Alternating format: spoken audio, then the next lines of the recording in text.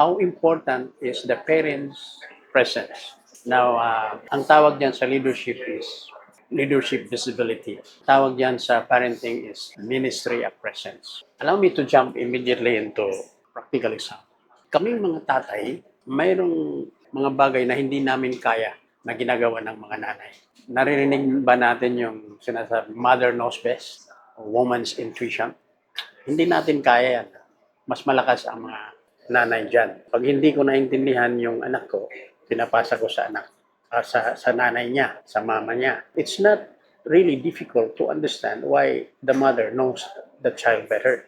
Can you imagine, biologically and scientifically speaking, nagsama sila sa isang katawan for 9 months? They can feel each other. Tawag dyan, intuition. Doon, saludo tayo mga tatay. Hindi natin kaya yung maraming bagay na kaya ng mga nanay. Kaya ba natin mga anak? To be very light about it. Pero I used to say, mayroon ding nagagawa tayo mga tatay na hindi naman kaya ng mga nanay.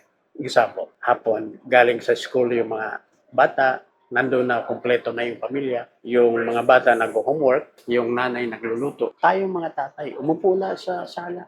Manood lang ng news sa TV or magbasa ng newspaper. Everybody feels secured, feels better. Ang tawag diyan, ministry of presence. Grabe, powerful ang presence ng mga tatay or parents in general. There is no substitute to parenting. Allow me to connect this with itong mga kababayan natin na sad to say my heart goes for them, kailangan mag-abroad. So they are physically absent.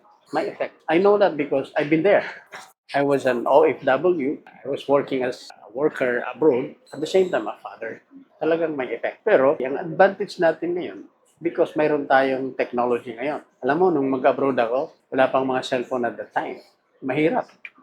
And I communicated to my family through letters lang sa post office. Ngayon, seconds lang. So you can still make your presence felt by the use of technology. Kaya ang laki ng tulong ng technology na ito.